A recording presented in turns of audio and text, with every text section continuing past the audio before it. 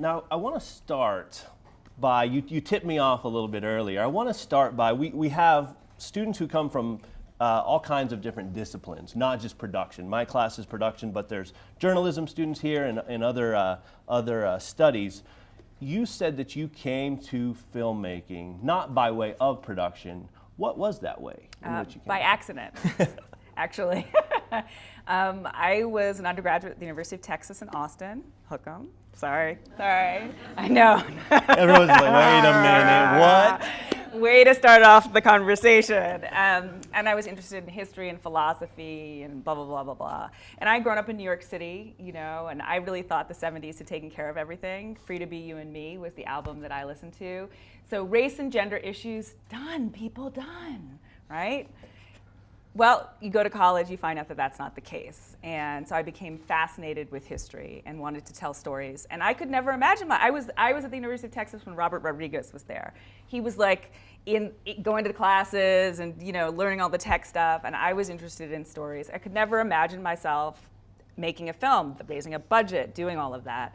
So I thought about being a curator. I wanted to do installations in rooms, and so I went and got my graduate degree in American history and public history resource management. And when I graduated, I went back to New York City to get a job curating, and I couldn't find any, and I landed a job with Ken Burns. Ah, okay. So you jumped right, and what a place. Yeah. Ken Burns, Yeah. for those of you that don't know, everyone should know, but for those of you that don't know, Ken Burns, very famous filmmaker, very intertwined with public television and PBS. Right. So who here has heard about the Civil War series or the baseball series or National Parks or jazz? I mean, he basically developed a style of historical storytelling, and he used to make really short films when he first started. Brooklyn Bridge is only one of my 90 minutes. favorites. Yes. Exactly, Statue of Liberty. You know, if your library probably has them. They're really wonderful films on subjects. And then he gets into this little topic called the Civil War, and he thought it was going to be like maybe 2 episodes or 3 episodes, and it turned out to be 7 films. Yeah. Very, very long film, and it's all riveting. And that's one thing I want to ask you is that type of storytelling is very difficult, especially in the realm of documentary filmmaking. Right. Especially when everyone's dead, right? You're not interviewing Lincoln about what he thought. No. What did you learn? But in a way, it's easier Okay. to tell dead people's stories. And I'll tell you why. Okay. Because you have historians and journalists and people who have processed all of the information, and they have shtick, and they have the stories. And you basically read their books, you circle the stories you want them to talk about, you have an interview, and you go, give me Lincoln on this day, you know what I mean? And somebody sits down and goes, yes, Lincoln on that day, you know, and delivers it, right? When you deal with the person, they have their own ideas about their life. They don't necessarily do shtick. They are not the character you want them to be. They are who they are. And so you have to work with that, and it's a little bit different. So getting Tom Hanks to be Horatio driving across country like they did in one of Ken Burns' films, it's easier, Yes. right? Because you can kind of write the story how you want it. Yes, that's my perspective. Sure. I think making films, it's hard. Sure, And how many people here want to make films? Yeah, it's hard. And right, it's hard. I mean, the number one thing to be a filmmaker is perseverance. That's it. Stick with it. Passion and perseverance. What was there anything that just stands out to you? Like I've made films myself. I've seen the way others make films. One thing I learned from Ken Burns was. Well, so I knew nothing about filmmaking when I landed that job. And so the thing that I had done is I had curated an exhibition, and I was a really good researcher. I loved getting obsessed over a topic and digging into the crates and finding visual evidence. Well, what is a documentary film? It is a collection of artifacts and evidence woven together to tell a story. So he needed people to actually go out into the field and do research. And I was like, and I get a corporate card? And so the first story was on Frank Lloyd Wright, the American architect, and I unearthed some photographs that hadn't been seen in decades and found parts of a story. And so I loved that aspect of it. And then the next film was a 10-part, 20-hour series on the history of jazz music. Now, I didn't know that much about jazz, you know, Louis Armstrong, Billie Holiday, whatever. I'd seen Hello, Dolly. Anybody seen Hello, Dolly? Okay, right, so that was about my frame of reference, very ignorant. But if you think about what jazz is, the context of that story is Black and immigrant life in the United States of America from 1890 to the present. I mean, how many photographs of jazz musicians are you going to show? But where did they live? What was their community like? What was the culture like? And so, as one of the photo researchers, I traveled around the country finding evidence of Black life and immigrant life in all kinds of dark and scary places. Yeah. So, but then all the stuff comes together, and I had never seen how it came together in the editing room. And so, my graduate school was working for Florentine Films. And so Ken is, the director. Yoda. Yeah. And it is kind of like a court in a way, and they're the senior producers and all of that. But really what you see are how all these pieces come together to tell a story, and really what a director's job is. And it's very amazing. What a director does is gives you the vision. So you have kind of the focus, but you're doing a particular task. So you're one part of a team, but knowing and understanding the director's vision helps you bring the stuff that he's never going to see and to his attention or to her attention. And to see how it gets woven together in the editing room. And we were shooting on 16 millimeter and editing on Steamdex. Wow. Strips of film everywhere, 1 million assistants, which we talk about in class, but in a very back in time. Yeah, it used back to come in the olden days. Yeah, you used to have my actual time. on Adobe Premiere. There's a tool that's a razor blade, and it's because they really were razor blades they were Right. cutting with. Yeah. Sidestep real quick because you touched on it there. One thing in college that I think students deal with is a lot of people want to take ownership of the whole thing. A lot of people want to be the director because they're not. It's a kind of a competitive nature when they're in college. How important is collaboration to filmmaking? Oh my gosh. So it's huge. It's a team sport. You don't do it. And so for me, my collaboration with the director of photography and my collaboration with the editor and the composer. Those are 3 main collaborations that become really important to impact the story, the narrative, the tone, the tenor, the aesthetic, the feel. And every filmmaker is like that. If you go on IMDb and you look at your favorite filmmakers, you'll see you click all your favorite films of those favorite filmmakers, you'll see often that they have DPs that they work with over and over and again. Darren Aronofsky does. Ken Burns does. Yeah. Errol Morris does. Ava DuVernay does. Shola Lynch does. Don't forget myself. So it's very important. Collaboration is the key to success in filmmaking. Right, because I'm not an expert on every aspect of the craft. Sure. Right? I like content, I like ideas, I have a vision in my head. I can't tell the DP the technical aspects of how to make that happen. I can tell you whether I'm happy with it or not. And so in that collaboration, it rises usually to another place. Because if I were shooting, but I think it's important. I mean, the one thing about school that's really important, and the one thing about your first jobs is find out what you're good at. I mean, that's the thing is find out what you're good at and play to your strengths and hire to your weaknesses. Collaborate to your weaknesses. Don't try and be everything. I think there are very few people who can be Robert Rodriguez. Yes, absolutely. So you go through the Florentine film process and then, which was about 4 years. 4 years. Well, those are big films. Those are big films. I mean, and so I'm at a graduate school. I'm looking for a job. I land this job with Ken Burns by accident, right? Mm-hmm. Which is a little bit of a funny story. I mean, I wanted to be in the curatorial space, couldn't find a job. I was really depressed. And I went to an art gallery one evening in New York City because there was going to be free wine and cheese. I was broke.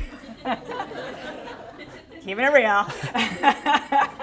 And I had just been on an interview with the Brooklyn Historical Society. They were like, "Oh, we love you. We have no money. We hope you're unemployed in 6 months." Who says that to somebody, right?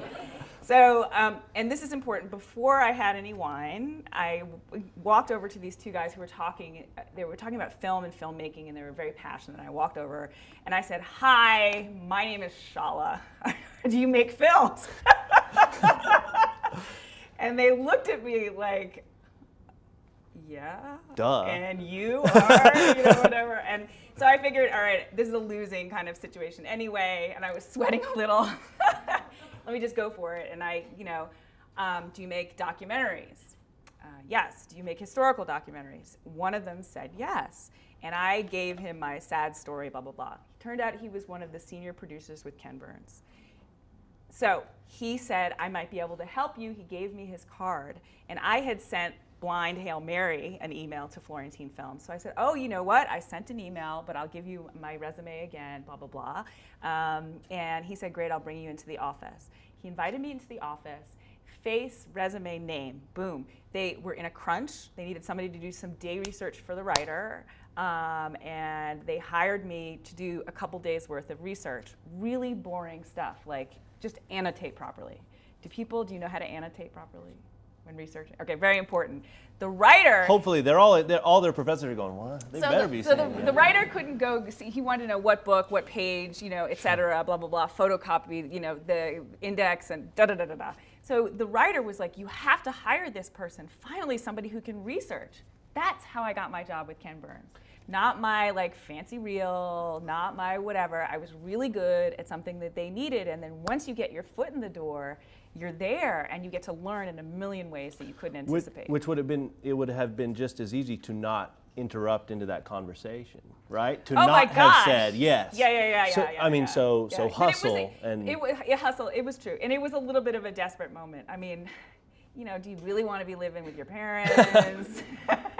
The whole thing, right? So let's get on the other side of that, unbought and unbossed. So you're able to, you're probably thinking about your own story. Let's backtrack a little bit to how did that story hit you, and then when did you decide, I want to make this a film? Right. So one of the things about working for somebody for 4 or 5 years is you work for them for 4 or 5 years, and you get really cranky. You're like, I would have used this shot. I would blah blah blah da da da da. You get, you start to become the armchair critic. And so I challenged myself. I literally said to myself, well, okay, if you're such a smarty pants, make your own film. Like, what's a Shola Lynch film? It's really easy to criticize somebody else's film, their point of view, but can you do it? And so while I was thinking about what I would do, I just was living, and I would listen to NPR, and they would announce birthdays on Fridays, I think, and they announced Shirley Chisholm. Today's Shirley Chisholm's birthday, the first black woman elected to Congress. And I was like, right, Shirley Chisholm, first black woman elected to Congress. Wow, she's still alive. And I was like, wow, she's still alive. We've been doing dead people's history. Like this eureka moment. But then the embarrassing part was that I went to my bookshelf to do a little bit more research. I had my history books, and I had Paula Gidding's book, When and Where I Enter, about black women and their history in the United States. And I pulled it off the shelf, and I looked at the back, and I was like, oh, right, she ran for president. So I went to the pages. She ran for president in 1972. And I went to the pages where the 3 pages that, and I looked, and I had written in the margins. And I, as a freshman or a sophomore in college, was like, huh? Why would you run for president? You're going to lose. That's embarrassing. I was so embarrassed by her. Wow. Because I was that, not I wouldn't say ignorant, but I didn't have perspective. Sure. Right? But here I was, 25 or 26, and I was like, wow, she ran for president in 1972. She collected delegate votes, and she got all the way to the convention, and we don't even talk about it. NPR didn't say, this is Shirley Chisholm's birthday, the first black woman elected to Congress, and the first black person to run for the Democratic nomination in the United States of America in 1972.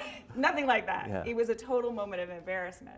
So I tracked her down. I got really curious. I wanted to know more about this story, and she was alive to help tell it. And there weren't any history books. There was this. So this was 3 pages. 3 pages. Research. Yeah. This is going to be original research. So you have your story. Yeah. That's one aspect. Yeah. You got to go find money. You got to go find collaborators. Right. Talk a little bit about that process, because that's something that these guys are going to be facing at some point in their Right. lives. Okay. You have your story. There it is. There it is. It screamed at you. Yes. Where do you go from there? Okay, so as a first-time filmmaker that nobody really knows about or really cares about, I decided making a film about a story nobody really knows about or cares about, it was a little challenging. So what I did to make other people feel confident in me, because I was confident I could make a good film, is, well, you first have to write a synopsis about the film, and it can't be a historical essay. It's actually got to be what are you going to see? What is the film about? Take you through the story. So I had to write that. And then I decided to have 2 advisory committees because of filmmakers that I had worked with. So I asked Ken if he would be on the committee, and basically he's putting his name on the proposal to help me fundraise. It's not, if I have trouble, I can call him up. And various other filmmakers that I'd worked with, and also an academic committee. And so when somebody got my proposal and they were intrigued, they said, okay, these people are willing to lend their name to the project. They're professionals in the field. Great. So let's see. And I got my first grant. My first grant was $500, right? $500. That pays for the sandwiches on a weekend? No, wait. This is a really important point. But next time when somebody asked me if I'd raised any money, what was my answer? Yes. Yes. Have you received any grants? Yes. I have my first grant from the Vinmont Foundation. I mean, they don't have to know how much. Exactly. Exactly. And that little grant got another grant, which was $5,000, the Paul Robeson Fund. And that grant got a grant that was $25,000 with the New York State Council on the Arts. And that grant got me $100,000, and then $300,000, and then I had the budget to make the film. All right. So how do you set about, so you have it all, you put it together. But the other thing I'll say about grant writing process is this. It's not like I wrote a grant and people were like, yeah, and just gave me money, right? You mostly are rejected. So I figured, okay, this is a game about rejection. It's also a game about probability. So if I apply to X amount of grants, or 100 grants, my chances of getting 1 or 2 are really better. And I would rewrite for each grant that I applied for, I would tailor the proposal. So mostly you get rejection. And then also, it was back in the time when if you were rejected, you could call up and say, well, what can I do better? How can I improve my application, et cetera? And so for ITVS, which is a big PBS funding, I mean, I think I was rejected twice, and then the 3rd time, they got you. Yeah. And you still can do that. You still can write a grant, fail at getting it, and then call them up, email them, get in touch with them, and figure out why. But the only way to be a filmmaker is to actually do it, and there are steps in the process. So, raising money is an important part of the process, and so write a grant, be rejected, claim it. Yeah, and I've been rejected on my first grant. How comfortable as a filmmaker do you have to get with rejection? Well, I'm an athlete. So I'm fine with rejection because I'm going to beat your ass. It's not a bad mentality to have in filmmaking or sport. Practice makes perfect, exactly. Progress is not linear. Just because you got a grant one year doesn't mean you're going to get it again the next time you apply. I mean, it's we're in a business. It's a hustle. Work your schmooze. Do it, yeah. So you have your story, you know your story, you're confident that but you still have to go about telling that story in a way that engages audience. How did you go about taking that history of Shirley Chisholm and plotting it out in a feature film? Well, I mean, one of the reasons I liked her run for president is there's a really neat beginning, middle, and end. It's not like somebody's life, which is like long and meanders. And so it gave me a really good narrative. There is the beginning of the campaign, there is the middle of the campaign, and then there's the end of the convention. And so that was really helpful. Also, I wanted to be really clear that a lot of people who have worked for Ken Burns go on and they make kind of Ken Burns films. But I didn't want to do that. I wanted to really find out what a Shola Lynch film would be like. And so I thought about style. And I don't use any narration. I collage completely with the footage and the interviews. I also tended to stay away from historians and talk to people who were there. So it was first-person accounts, including Shirley Chisholm, and the various people who worked on her campaign. And then it's the 70s, right? So the 70s were really fun and funky and experimental. And even if you look at some of the newscasts, they don't really know what they're doing with the news production. So sometimes there would be like weird graphics, they were experimenting, or weird lower thirds and all of that. So I was like, great, I'm gonna play with all of this fun stuff. Pre-Angela Davis, you do the same thing. I mean, there's a lot of that same idea of, it feels like a film made at the time that these things were happening. It doesn't necessarily feel like we're looking back. Right, and that's what I mean. So style, talk about style a little bit. How do you develop a style? By making choices. So I love history, and I feel like a lot of us think that history is irrelevant. So I think of it, there's a term in documentary filmmaking, verite, when you're in the moment, you're in the room. I like to think of my films as historical verite. So I want to take you back to that moment and to the choices and the questions that are being asked then, because we don't know if you're in the moment, you don't know what's going to happen, right? So to go through it that way. So it is a way history like philosophy, I suppose, or, something like that. Sure. Like or as everything's an action movie to me. Shirley Chisholm runs for president. And it's also, politically, that's a very important thing for me as a woman and as a person of color. Often we're very marginal characters. We don't have any agency. We're victims of somebody else's agency. So in my films and in my world, and the way I see the world, we're the main character, and we do things that other people may or may not like. Yeah. And look, right? Angela Davis is coming, and people may or may not like that. People don't like that? I thought he has ideas that people may or may not like. I thought the red carpet was rolled out from here to where he is. So, and it's interesting that you say you're an athlete, because your work was an athlete, because there's such the competitive nature, that's not the right word, the underdog stories in a lot of ways, right? I mean, and a lot of it is the idea of them trying to... I see them as champion stories. Well, no, I don't see them as champion stories. I don't know. I don't necessarily see them as underdogs. I feel like a lot of history that I'm interested in is not necessarily known, but not necessarily underdog history. The stories you've told all have certain themes: race, gender, dealing with things that involve our culture and society. How important is it for you to sort of infuse, not beliefs, but for your own sort of worldview to come through in your films? I mean, do you hope that people go through and say, she had no opinion about this? Or do you not have a problem? Because there's a conversation right now, and at Sundance they had an actual panel where Alex Gibney, they were discussing journalism versus, guiding the story how you feel. In your work, how do you feel about that, about sort of taking a stance on an issue?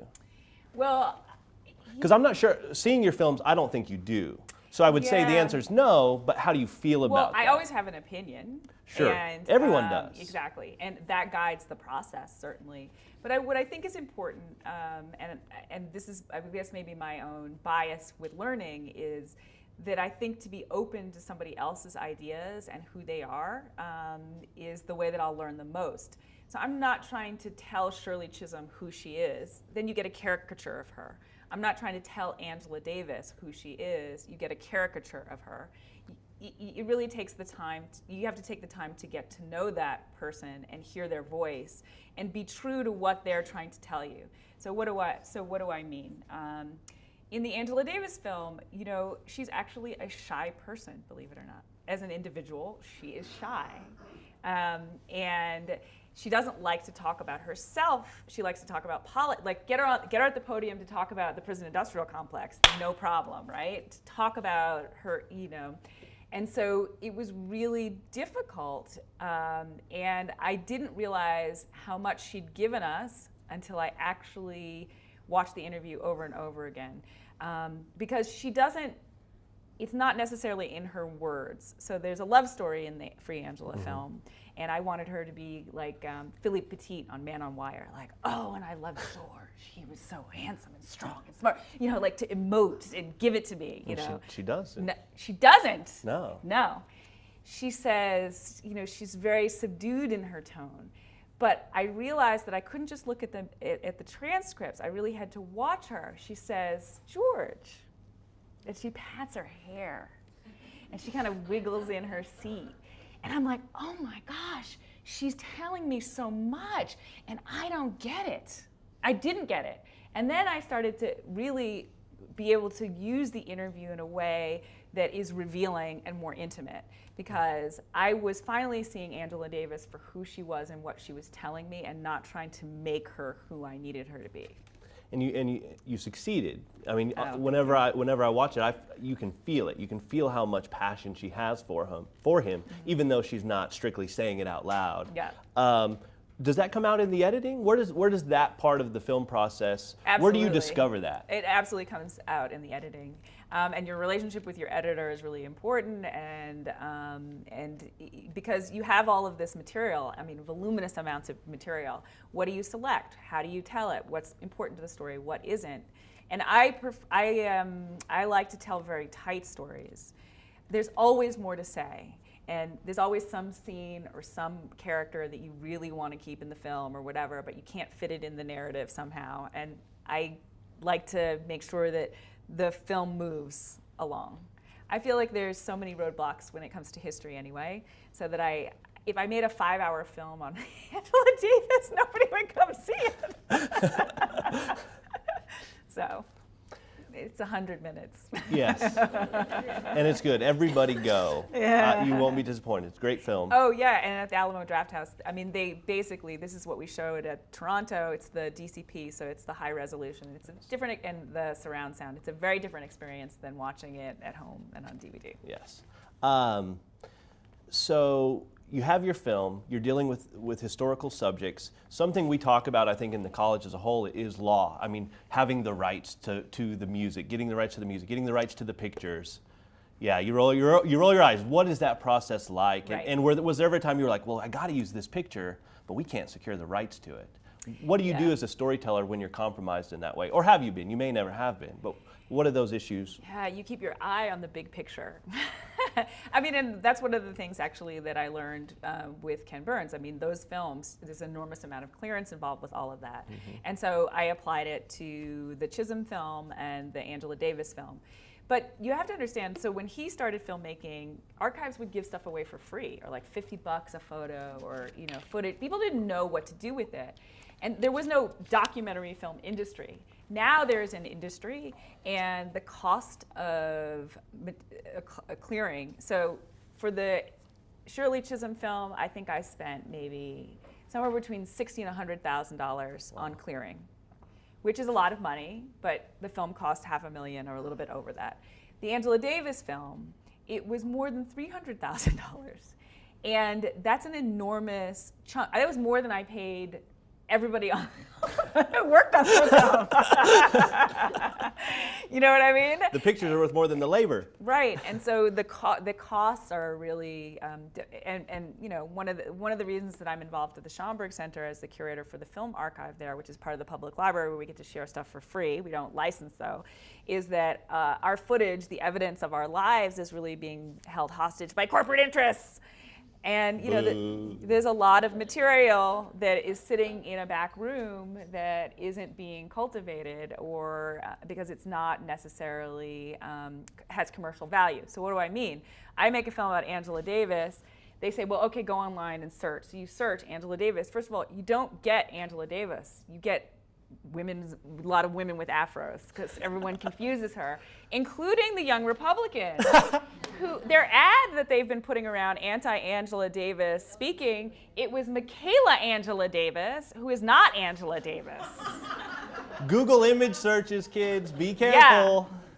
Yeah. So people, and she's a black woman, but that's about it. Like, and has an afro. That's, so you get a lot of, and then the most important stuff, so there are scenes in the film, there's a shootout between the Black Panthers and the police, and a large bit of it had broadcast in the year, but they had all the other reels that nobody had really looked at. And they also had reels of people who were there, who came to the scene to help out. And among that stuff, we were identifying people for the archive, and in fact found Angela Davis. She showed up at the scene, and this reporter did an interview with her there. But it's labeled like people on the side, a woman with afro. Because whoever's archiving it has to know who's there, has to see it, and then label it. So if they don't know, it won't get labeled. So there's so much of our history, various events, that can be unearthed. Through research, and it means digging in the crates. And that's a great sort of segue into this next question I have for you, because I think you work on these projects, and at some point, how long did you work on Angela Davis, the film? 8 years. 8 years. At any point do you go, I'm done, let's just put the credits on it, let's send it out? How do you the forest from the trees, at some point you I'm get going to ask you a question. Okay. So, So let's say you're really interested in a subject, Sure. and you court a person, and you sign a contract. You get them to sign over their life rights, documentary life rights, and that takes about a year or whatever. And you're sure you can raise the money, but let's say 2 more years pass and you haven't raised any money. Do you call up that person and say, "Yeah, I quit"? No. Right. Do you sometimes think, "Yeah, I should quit"? Yes. Yeah. But do you do it? No. No, you get over it. Yeah. You make it happen. You have committed to yourself, and also you've started raising money. So you have like $20,000 or whatever. You will ruin your career if you are not a person who follows through. Sure. Even if it takes 10 years or 12, boyhood, right? Yes, 12 years. And so, Hoop dreams, 7 right, years, 8 exactly, years. Yeah. Exactly. And so that is something, that's an independent project. That's something that is your passion project. So during that time, people are like, "Well, what'd you do?" Well, I made 5 or 6 other films. I made 2 films for BET, American Gangster Stories, Nicky Barnes, or Frank Lucas, I'm telling drug dealer stories. I did a small series for CNN, Incarcerated in America. You know, I did something for TV One about Little Rock, the Little Rock Nine. I, did various work for hire projects. So you find a way to make a living. I will also say that when I started the project, I was single. 8 years, you know how much your life changes? Yeah. We dated, we got married, my husband, and then collaborated on a couple of small projects. 2 children. And so Those projects get bigger and bigger oh and more my expensive. God, they do. They don't stop talking. They give so much, though. And their budgets get larger as they grow. I know. And their demands. Yeah. Skittles in the dressing room. Right, Yes. exactly. Right, so one of the things so it's nice to have a passion, but you have to figure out how to have a career. And your career is not always exactly where your passion is. So this leads back to the point of what are you good at? So it's okay to be like Sam Pollard, who is an editor, and he makes great living as an editor. He also teaches at NYU, and then he also directs films. He has a film on August Wilson coming out on PBS, American Masters. But when all the chips are down, somebody's going to hire him to edit, and that's how he can make his living. So what are you good at? What is your bread and butter? You're going to be an entrepreneur, and you're going to have to hustle. So you want to, and the other thing about being an editor or a DP or a technical person, sound person, et cetera, is nobody tries to negotiate you down on your salary. If you're a producer or director, people never want to pay you. So sad. So Yeah, absolutely. So you have the film. One thing, and this was in that conversation at Sundance, is journalistic integrity in documentary filmmaking. Yeah. Someone like Errol Morris, his films, and Werner Herzog too, they have no problem sort of bending the truth a little bit and sort of staging things from time to time. But there's a difference between bending the truth and staging things, right? Well, yeah, it's the a perception visual- of reality. It's a visual medium. Yeah. So what are you going to show? Sure. I mean, there have been scenes left out of films because you have nothing to show. Mm-hmm. So if you can come up with a credible way. I mean, the thing about a documentary film is it does have to be true and it has to be accurate. You can't fudge in the same way you can with a narrative. You'll get into a lot of trouble. Yeah. Right? And so it's important that truth is a part of it. And style comes into play. But what do you do when there's no footage? If you are being authentic to a moment, you can recreate it. What do you do when you feel like you need an interview and they won't be interviewed? Like you're making this film, you have this point of view, and you're like, that person really needs to speak to this, and they just say no. Sure. So the Angela Davis, the Free Angela is a great example. If I could have, I would have interviewed President Nixon. He's dead. I would have interviewed Ronald Reagan. Dead. The prosecutor, dead. The assistant prosecutor, dead. The other assistant prosecutor was very resistant, and then he became very ill, and he said, I don't trust my memory anymore. He had a very debilitating disease, so almost dead. That's a terrible thing to say. Unavailable. That's strike back from the record. That was awful. We'll edit that out. And to his credit, he did really wrestle with whether he felt like he could do the interview. So here I was with a very, first of all, I was going to be criticized, because you tell a story from a woman's point of view or a black woman's point of view, you're going to be criticized for it being a lopsided story. But you include the arresting officer, the white arresting officer. Right, so you have to figure out then how to have that other side, and we were able to track down one of the FBI agents, one of the arresting agents, and he was a great interview. Yeah. Where we couldn't find for the bigger picture, I actually found that journalists who'd been reporting during that time, had great recollections and could really speak to all sides of the equation. They didn't necessarily have an axe to grind. And so I think we did a good job of contextualizing. And then the other thing is Nixon had tapes, and we were able to find some audio. It's good stuff. Yeah. It's really good stuff. Yeah. So you have your film. It's done, right? You just go home, everyone comes and sees it, you cash your check, and then you... yeah, it's really, you can.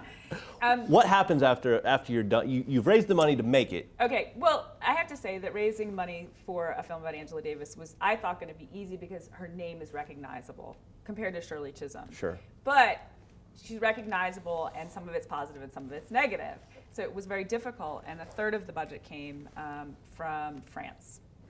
I actually, was able to, actually some French producers wanted to make a film on Angela Davis, and I had the rights to make the film. Mm-hmm. And so I said, no, you cannot interview Angela Davis for your documentary on Angela Davis. And they said, well, would you consider collaborating, send us your treatment? And I thought, send my treatment? These people are gonna steal my stuff. But I did.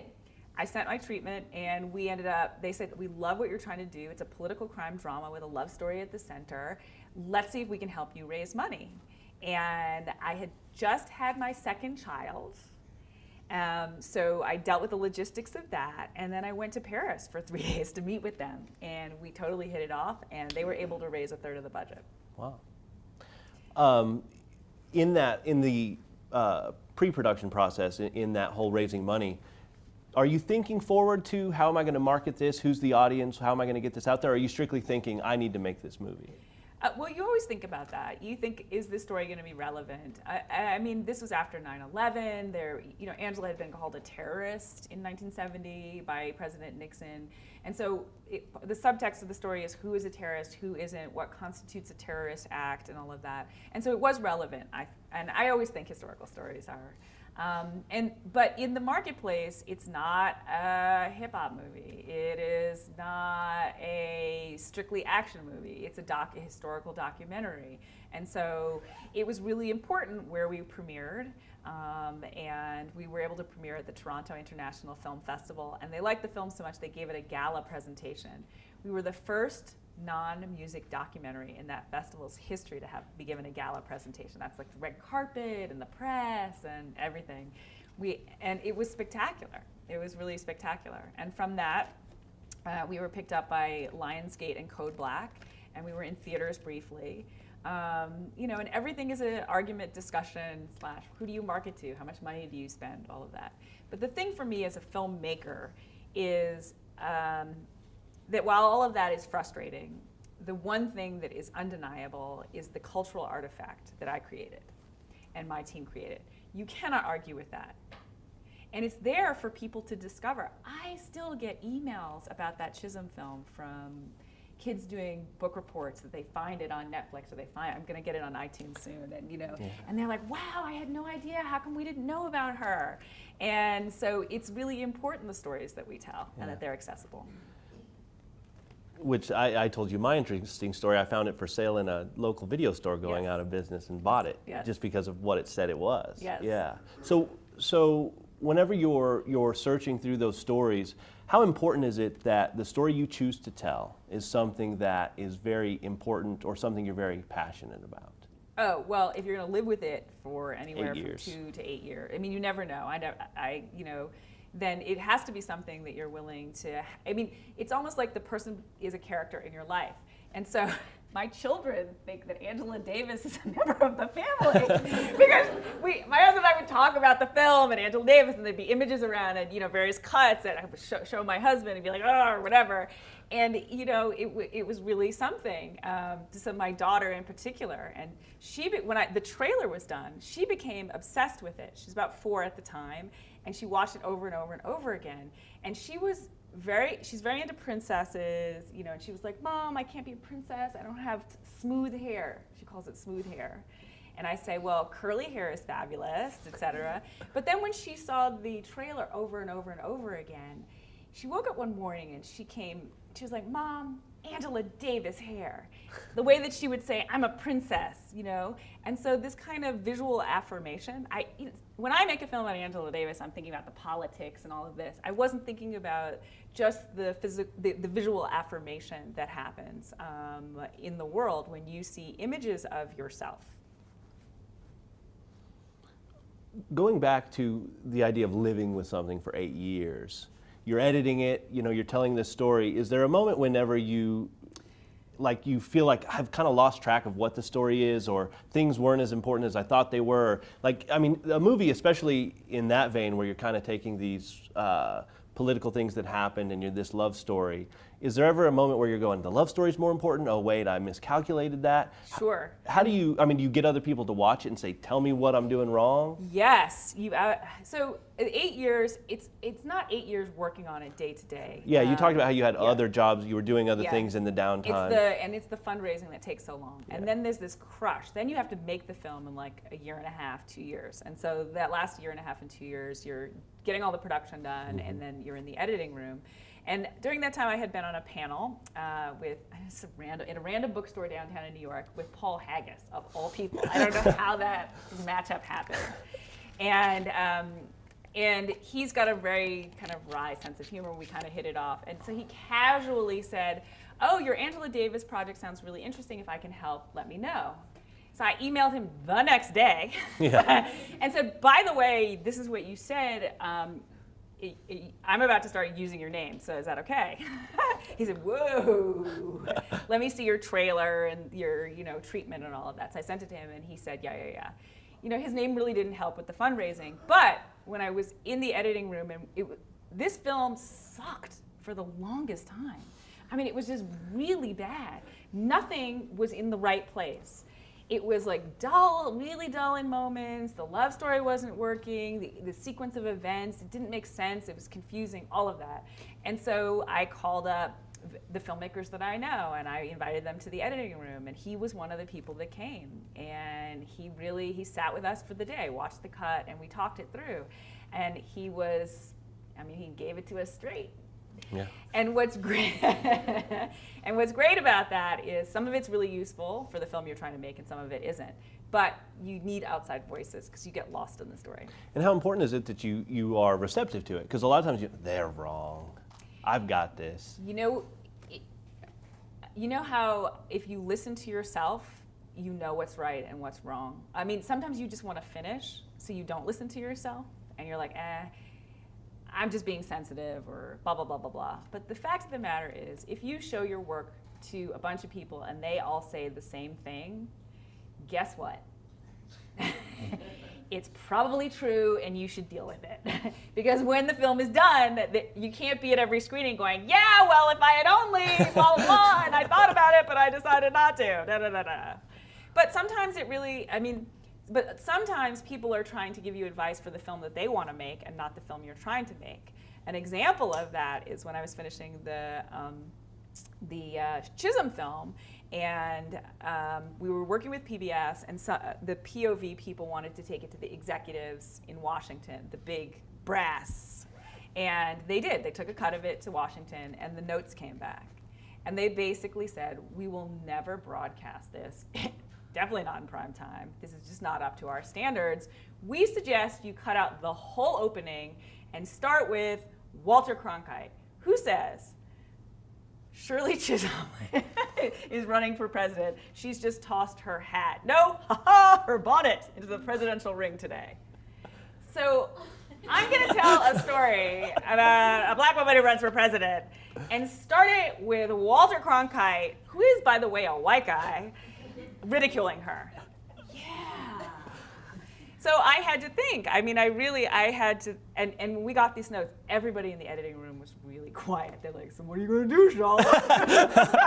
How are you going to respond to that? Because that's when, and I went home and thought about it, and I was like, BS. And so I love the 70s. I had this slightly crazy opening where like the 1970 came flashing from the moon, so it came at you, and then the screen split and all these images from the 70s, and then Shirley Chisholm came up and she started to talk to you about her run for president, whatever. So I realized, okay, they're just afraid. And so what I need to do is let them know what this film is about from the beginning. So if you watch the opening sequence of Chisholm 72, Unbought and Unbossed, it is a wide shot of a church.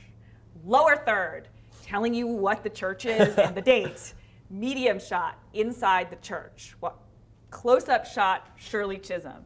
Shirley Chisholm says, I am Congresswoman Shirley Chisholm, and I am running for the presidency of the United States. And then I split the screen and went into creating this, with her voice kind of narrating it, because it was a speech about that time in Vietnam and women's rights and all of that. And then we can go to Walter Cronkite, because you understand the context of it. But as a first-time filmmaker, I was a little afraid. Yeah. Because I was like, okay, this film may never see the light of day. But if I'm going to fail, I want to fail with a film that I feel comfortable with, that I'm happy with, that is my vision. And maybe I'm not meant to be a director. Maybe I'll be a researcher. But guess what? That same cut that the PBS people rejected got me into Sundance. And then everybody loves the film. Everyone loves the film, yeah. Yeah, here in Sundance. Yeah. So how important is compromise to the filmmaking process? That's a hard question. I think that compromise in the service of your vision is great. You don't have all the best ideas. You need other people to, that's what I think a director does, draws the best ideas, works them out. But you also need to be strong in terms of the kind of film you're making. And then you have to be able to stand the criticism. So if you kind of half-ass it and then you're criticized, you always have that excuse, well, right? Don't do that. That's never worth it. And so the work that you make is your calling card. I can't tell you how many opportunities have happened for me, not because I called somebody up or sent them an email or wrote them a letter or whatever. They saw my work and then reached out to me. The other day, who I had lunch with yesterday? John Ridley. Do you guys know who he is? Okay, he won an Academy Award for screenwriting. He wrote 12 Years a Slave, and he's doing a huge series on ABC now, American Crime. And he called me up. He was like, wow. And he also just did a film on Jimi Hendrix that got a little bit of play. And was it the Andre 3000? Yes, okay. Andre 3000 film. Yeah. And he basically called me up because he had seen Free Angela and Chisholm and was like, yeah, all right, how do I help you? So that's a great segue into this. How do you find? So disappointed. Google him. He gave a great speech whenever he won Yes. the screenwriter. He Yes. gave a great speech. Yes. He's an Academy Award winner. Yeah. So what fuels your next story? I'm sure there's 50 Do you all stories. know who Paul Haggis is? Yes. Okay, 2 people. Hopefully. He's also an Academy Award winner. Crash. Crash. Yeah, that was his big. Which, meh. Yeah. Okay. Sorry, He's Paul done Haggis. Yeah. Okay. No, okay. And he's done some 007 movies too, Yes, right? that's Yeah. right. So what pushes that next story? I'm sure there's 50 stories that you've heard over, you're making Angela Davis. In that 8 years, there's probably 50 stories that you go, man, that'd be a great film. That'd be a great film. What finally reaches the point where I have to make this one? Well, it's kind of an obsessive tick. There'll be a story, and even the Angela Davis story, I wasn't sure I wanted to tell it, blah, blah, blah, but it's something about it pricked me, and it kept pricking at me, and it became easier to tell the story than to not tell the story, and so that's what happens. Like, you are intrigued, your curiosity is piqued, and your mind will not let you rest. All right. Yeah. Minds that won't rest. Questions. Let's open it up to questions. I know you guys have probably been thinking about it, going, when will he shut up? So I'm going to shut up and open it up to questions. What has been your experience as a woman in the film industry? Something we haven't touched on really. Yeah, there's sexism. I messed it up, Sarah. I'm a male. I give up. Listen, making films is a very hard thing to do, and it can be a lot easier for guys in some respects, but it's not that much easier for them.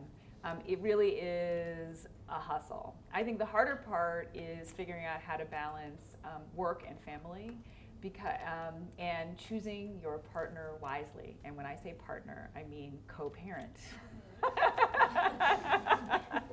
Wisely, so that you can kind of tag team with the kid, with the family life, and with career. But yeah, there's a glass ceiling. I mean, there have been all of these articles about how it's difficult for women, even when they've had successful first films, to then launch into making bigger films. But it does happen. I mean, look at Ava DuVernay and Selma. She made 2 very small films, and from that was able to leverage it and made a $20 million film, and it's done very well. And so there are stories. Also, the other thing is that I think sometimes we expect to be mentored in a way that just doesn't happen. Mentorship, like, you can't force somebody to mentor you. Everybody is really busy, but you can learn from somebody. So, like, for instance, the Ken Burns situation. He never put his arm around me and was like, yeah, make films, you have vision, go out and do it. I mean, you kidding me? But I learned so much in being in the environment and made connections with various people that I could draw from it. And so you take what you need and you go and forge ahead. I also think that having been an athlete for me made the difference in my life. I was a really kind of wimpy kid, not particularly aggressive, not that self-assured. And the one thing about being an athlete is, especially for an individual sport, is you put yourself on the line, right? When the gun goes off, you perform, and you're accountable for that performance, whether you win or you lose. Last or first, right? And there is real power in learning that when you mess up, it doesn't matter. You pick yourself up, you go, and you do it again. And so I've heard a lot of stories, filmmakers of color and women filmmakers, we will often tend to be like, oh, yeah, I can't do it. Nobody will give me money. Well, who's going to give you money? So you just have to figure out, like, that person's not going to give me money, or that person's not going to give me the time of day, but find out who and where and what will give you the time of day. And then, work with people who see what you see. Excellent. Next question. Was there any opposition when you released your film that you didn't expect to come your way, or? Yeah. Especially with the Angela Davis film. I mean, I cannot believe how many people, she's no longer a communist, she was a communist. She didn't even leave the country. She's like a true American in that respect. She criticizes the government. Don't we live in a democracy? Aren't we allowed to do that? She never overthrew the government. There was the revolutionary period where everyone was talking about the revolution around the corner. Okay, yes, that's true. But it wasn't just her. Yeah. It was everybody, no matter what you looked like. So I was not prepared for how real and live that debate was. And when we showed it in Toronto, I had people accusing me of making stuff up in the film. Somebody told me I like scenes. And I said, at first I tried to have a discussion about it, and it was clear they weren't really arguing about facts. So I just started to say, have you seen the FBI files? Have you seen the FBI files? Like, I'm a credible researcher. Yeah. I also have a journalism degree. Come on, people. I'm just going to be like, yeah, Angela Davis is great. She's black. Really? So how important is documenting all that, having it all? I mean, obviously, it's there, it's history, it happened, so you have the historical record. But how important is that to sort of have that, breadth of research and documentation? For me, it is paramount. For me, it is paramount. I mean, accuracy is paramount. And if you're not sure, you can't quite leave it. You either have to deal with it in a way that says to the audience, you're not sure, or it's not part of the story. And so what do I mean? Even there was an alternate theory of the crime that involved the Panthers and the LAPD, that they set it up, trying to do a huge sting.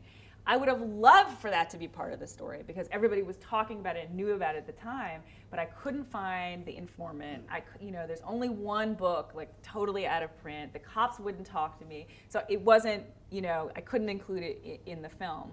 So there are always things that you can't include, but the story is the truth, and that's what you aim for. Absolutely. Next question. Yes, sir. Yeah. What reader Angela Davis for a documentary subject to begin with? I did not understand her. She didn't quite make sense to me. And I kept wondering how you go from being a philosophy graduate student. Like, how many of you know philosophy majors? Right. Total nerds. I mean, like, how do you go from and a little crazy, and a little crazy, and a little like out there, like in the ideal land, right? How do you go from that to an international political icon? What are the steps? What are the 5 easy steps to get there? And she was 26. 26. I just became fascinated. And then, the politics of the time were fascinating to me. And then the love story was fascinating to me. And so I became intrigued.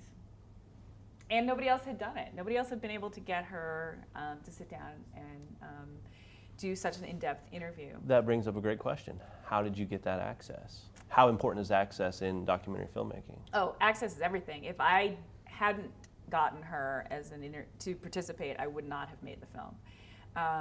It's key. I like to have the main character and I like to have their point of view because it gives you the center from which people can go to the left and the right, so to speak. Yeah. And she was really resistant. It took a long time. I wrote her a lot of emails.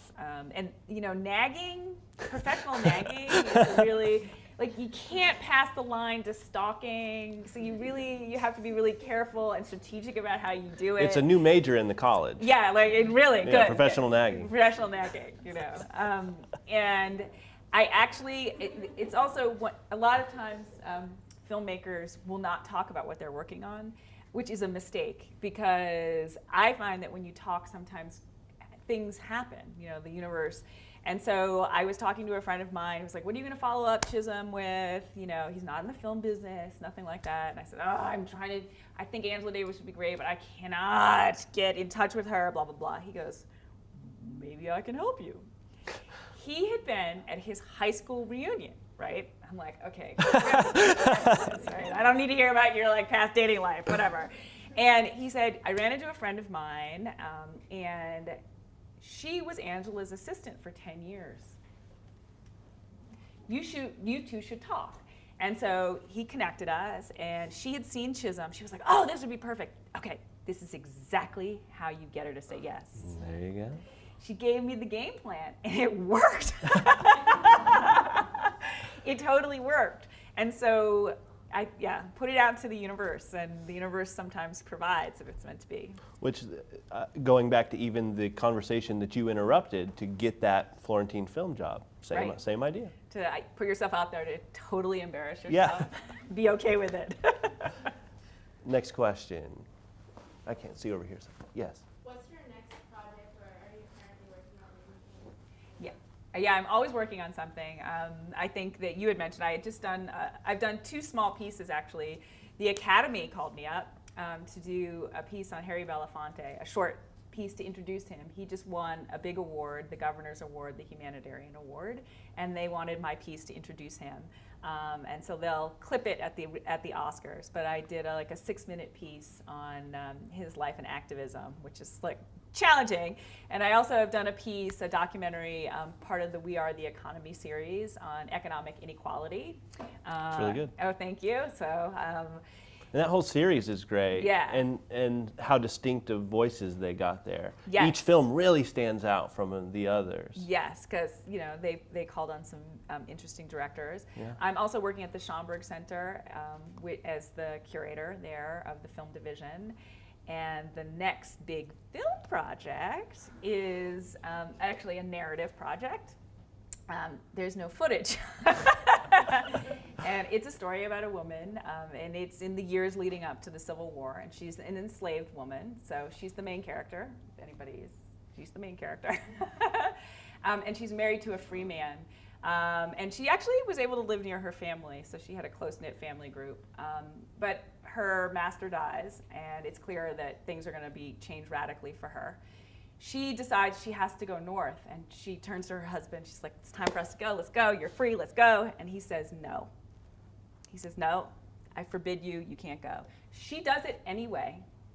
She's 27, 28. She goes north. She becomes engaged with abolitionism and abolitionists, and she decides she's going to go back. And she goes back down south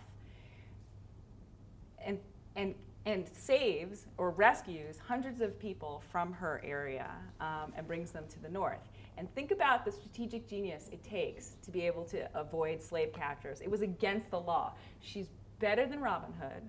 She's better than 007. And it's a true story. Her name is Harriet Tubman.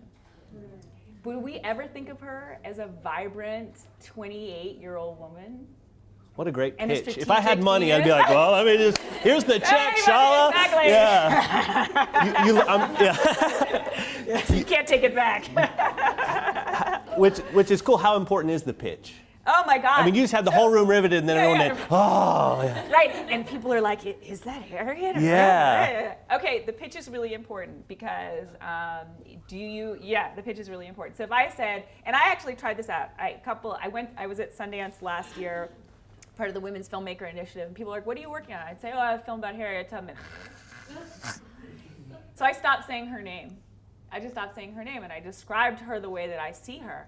And people were stunned.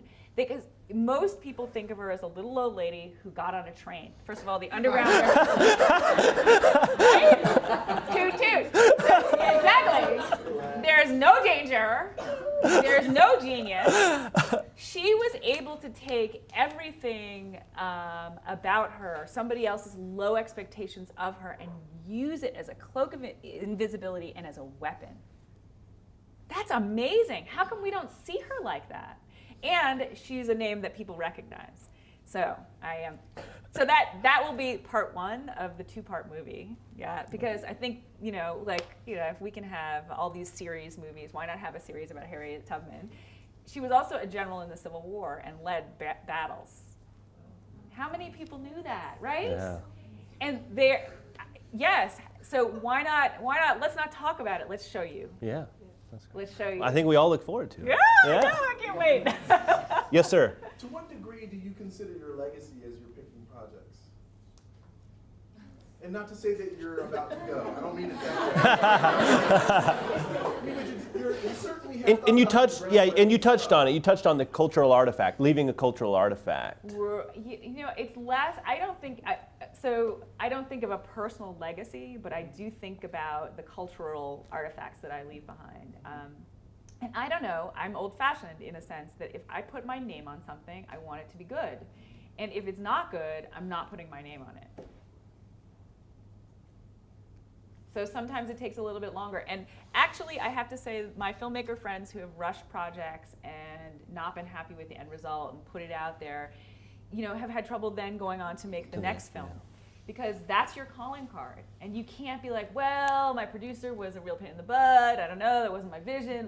Nobody cares. Like, if they watch your stuff or read your stuff, and that's it. Yeah. Okay. Do you ever get intimidated by the story, the history itself? Like if Harriet were standing next to you, would you ever think, can I do this justice? It's a good question. And with Angela and Shirley, they were live. There they are. You have to do their lives justice. Yes, I do. I think about it and I worry about it, and it's something that's conscious to me. So if I'm making a film, I'm thinking about how will that person or the people that remember living that historical moment receive it, and then also how will people who know nothing about that moment connect to it. I'm always thinking about both.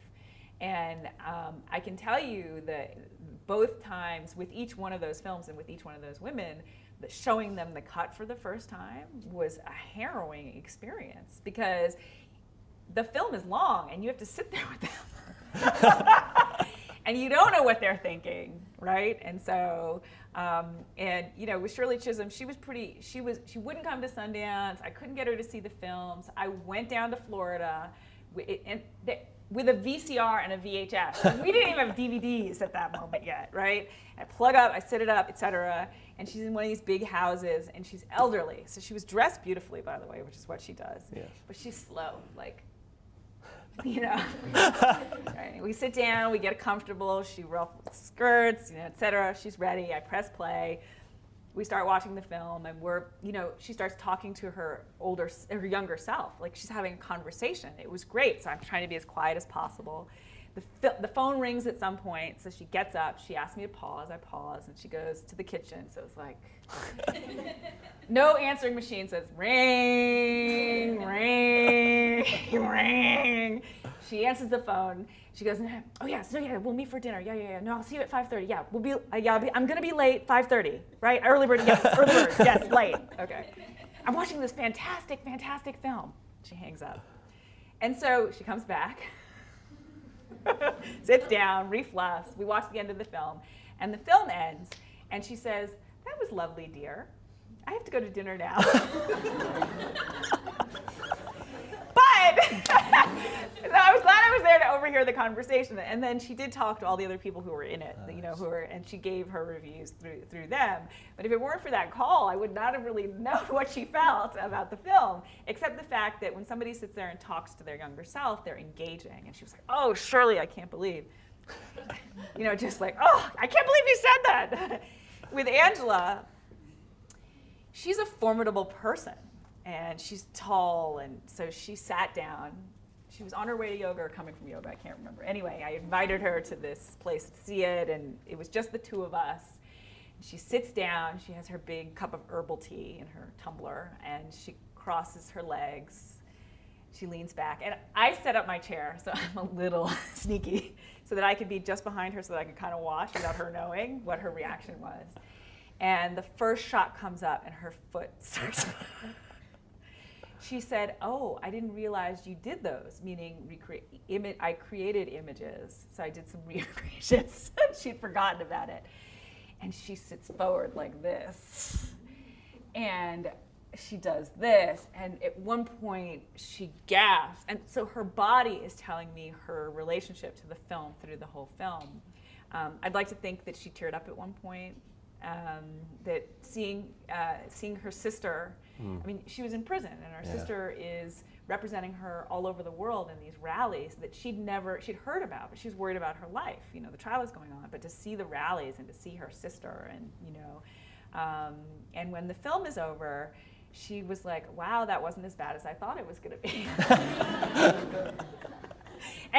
But to her credit, and she said, she basically let me know this would not be the film that she would make. She would make a film that would be like just a political film without the personal side, and it would be a list of 1 million people and it's not about me film, but it is about her, that she's an important character in her own life and the catalyst for this movement that happens all over the world. She, to her credit, she didn't ask me to change one thing, even though the film made her deeply uncomfortable, because fundamentally she's shy. This is a personal look at part of her life. Yes. I was wondering, there's also a lot of forgotten or unknown history, and that would be American Indians. Yeah. Would that ever be, would you think of doing something in a similar vein for American Indians? Me personally, probably not. Unless there's an intersection. But I think that there are not enough filmmakers telling these stories. And so, even in Black history and culture and women's history, which are the places that I like to be, there are not enough of us. Like, one person can't tell every story, because I'll see it in a different way than you might see it. And so it's really important to find stories that you're passionate about and that you're willing to see through to the end. And so one of the things I like about being at the Schomburg Center is I get to empower other people to tell stories through the materials we have there, so that it's not just my responsibility, because I can't make films fast enough. Every 5 to 10 years is not fast enough, So we just need more people telling stories. That would be a challenge. Yes. when you do get an idea and you start, it starts breaking at you, how quickly do you say, okay, I need to option this or I need to lock this down? At what point is it, in your head that you say, yeah, I need to take the first step? It depends. For both of these stories the independent films that I told, it was important to have Shirley Chisholm and it was important to have Angela Davis. So rather than kind of option rights or buy somebody's book or something, I needed to have them committed to the project in order to raise money. I knew that. So I do the minimum amount of legal stuff that I need to do at the beginning, but whatever is necessary to make the project happen. And you'll know that by having the first few conversations with funders or grantors. They'll go, well, do you have Angela Davis, or do you have you optioned this? But I don't like to spend money I don't have. Yeah, and I don't like to make promises I can't keep, right? So I don't rush to do that. But you have to do it in order to take care of the business side.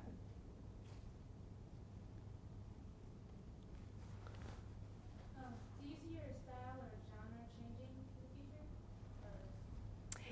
Yeah, I think I'd like to think that my style with each film evolves. That the split screen and funky 70s stuff I did for the Chisholm film that was great for a campaign story is not the style for the Angela Davis film and won't be the style then for the Harriet Tubman piece. That I like to come up with an aesthetic that is organic of that moment in time. So, for the Chisholm piece, I watched all these movies in the 70s and watched a lot of 70s TV and, to get the texture, the feel. The Candidate, made in 1972, I think, by Robert Redford, was one that I loved watching. The original Thomas Crown Affair from 1968 that used split screen.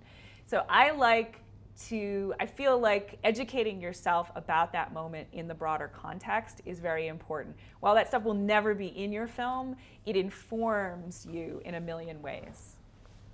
I'm a liberal arts gal. And how important is that? And music, too. Yeah. There's always... With every film I've had, as I'm grant writing, there's always a song or an album that I am obsessively listening to that allows me to kind of meditate on the subject and also to visualize. A lot of filmmakers say, what was your film school? Well, my film school was Goodfellas and this and this. They touchstone on so many so many films. How important is that to sort of know cinema history? I think knowing cinema history is important. But I also think kind of being specific to whatever, so if I'm doing a film on Angela Davis, I will try and figure out what they were all watching and immerse myself in that cultural moment across art and music and filmmaking. And so that I think it's okay not to be, I'm not the quintessential film nerd, you know what I mean?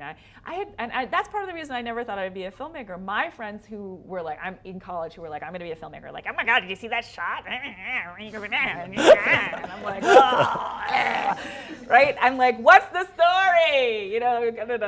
And so I've had to learn and get more technical, of course. But the people I knew who were into film were all techies, and so I approach it from a slightly different way. But that's my view as a filmmaker, and so I give a slightly different story first. Yeah.